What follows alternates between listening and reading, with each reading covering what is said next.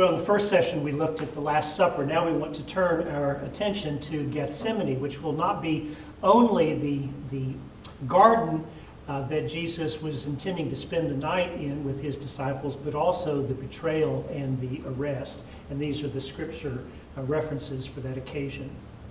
Well, most of the time, I think if we think about Gethsemane, what probably comes to our mind is Warner Sallman's portrayal of Jesus at prayer in Gethsemane, but there was actually an awful lot more that happened there in a very, very short amount of time, and that's what we want to look at this point. To be able to get from what has become known as the upper room in Jerusalem to Gethsemane, this is considered the traditional place where the upper room was. Jesus and his disciples had to get from here all the way over to here at the base of the Mount of Olives, and this you'll recognize as the temple area. Included in your books are a couple of suggested ways that Jesus and the disciples could have gotten between those two places. This particular one has Jesus and his disciples leaving by this gate down on the very southern end and then walking up through the Kidron Valley up to Gethsemane. And that's possible, though we don't know for sure. This one, which I've turned on in so that you're able to see it at the same perspective, has them walking through the walled city itself, through the temple grounds, and then out through the gate that he would have entered for the entry into Jerusalem, and then it was a short walk into the garden area. Those are possibilities, but we do not know for sure. If you aren't able to see these well, look back into your book on pages 77 and 78, and you'll see both of these maps there.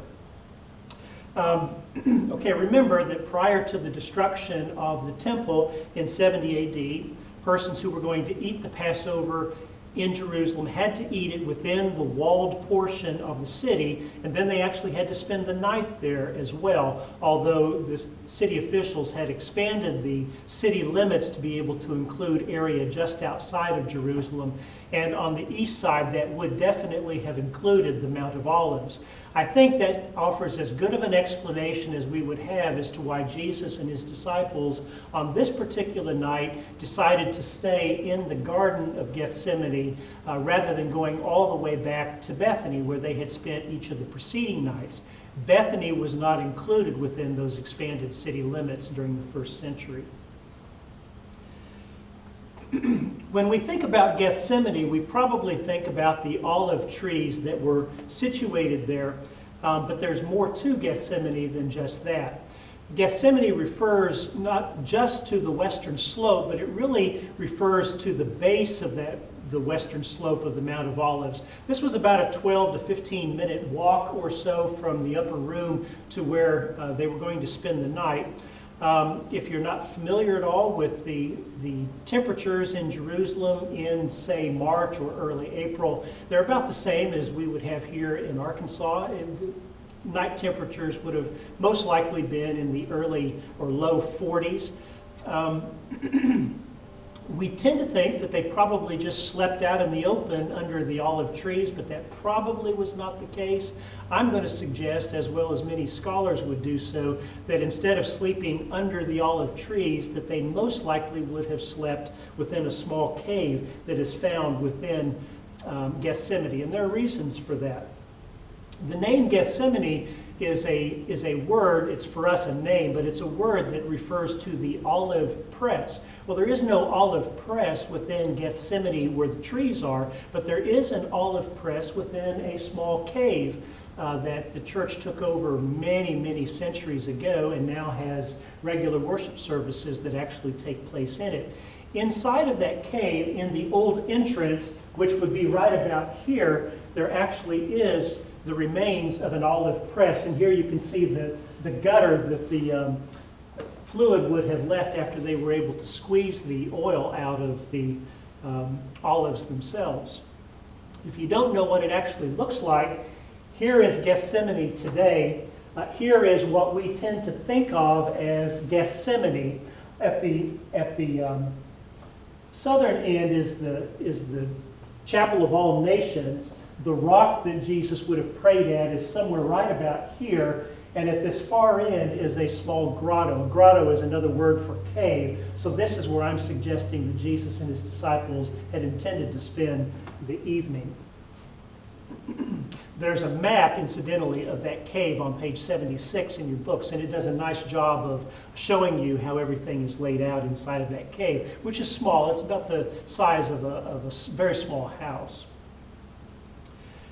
One of the things that Jesus did once they arrived at Gethsemane was he engages in a time of prayer. But before we get to that actual prayer that Jesus would have prayed there, this is what the trees look like today. The trees are about 1,000 years old, so these are not the trees that Jesus would have seen when he was alive, but some of them are purported to at least have roots that go back a couple of thousand years. So it may be some of the same trees, but not the same foliage, obviously, as well.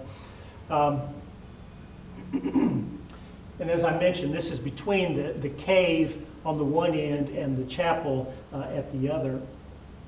Now, Jesus called his disciples, 3 of his disciples, to not go ahead and enter the cave. He let the rest of his disciples go on to sleep. But he asked 3 of his disciples to stand watch and pray with him because his heart was very heavy and he needed somebody to be with him during this particular period of time when his heart was so heavy. This is thought to be the rock at which Jesus would have prayed at, and you can see that it has been somewhat cheapened today. So if you were to go, this is what it would actually look like today.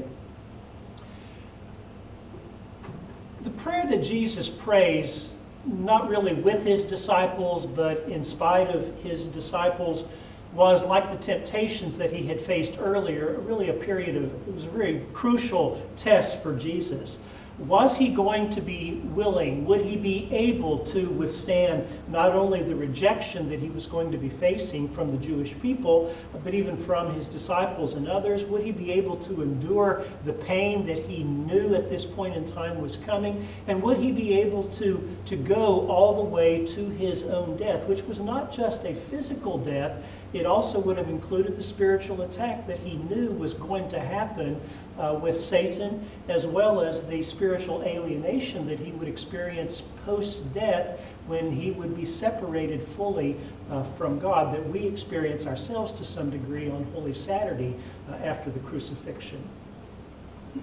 This was for him a period of intense struggle, and it was going to require his submission to God, as well as trust in God and a dependence upon God. And to be able to accomplish all of that, he was going to need to be strengthened and sustained by God in the midst of it. And that submission, as well as the strength, was going to come only, he thought, by prayer. And so that's why he is engaged in this time of prayer. One of the things that lets us know just how serious Jesus was at this point is not only the other disciples being present with him, but that he knelt to pray. Most of the time, persons in the Old Testament, when they're preparing to pray, they stand to pray. But Jesus kneels. That's something that really is a bit different. We have incorporated that, the church has today, so that when we pray, often we will kneel to pray. But that's something that we do because that's how Jesus prayed. It's not because it was common to persons in the early church prior to this particular moment when Jesus prays. Well, Jesus, after he does pray, he stands up, and when he stands, having arisen from the prayer that he had, he now realizes that he has been strengthened and he is set now to be able to endure all that is getting ready to occur. He can, in fact, go through with the exodus that he has come to Jerusalem to be able to go through with.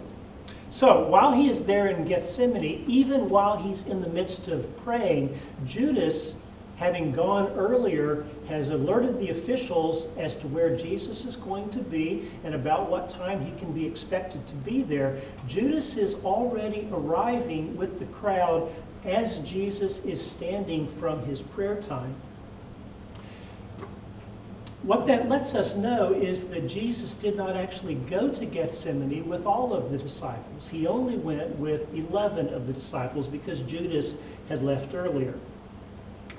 When the disciples saw Judas getting up from the table in order to leave earlier in the evening, they just assumed that he was going to he was leaving in order to purchase something that was going to be necessary for them during the night, or possibly he was going to distribute some kind of alms, which was one of the things that was done during this time of Passover.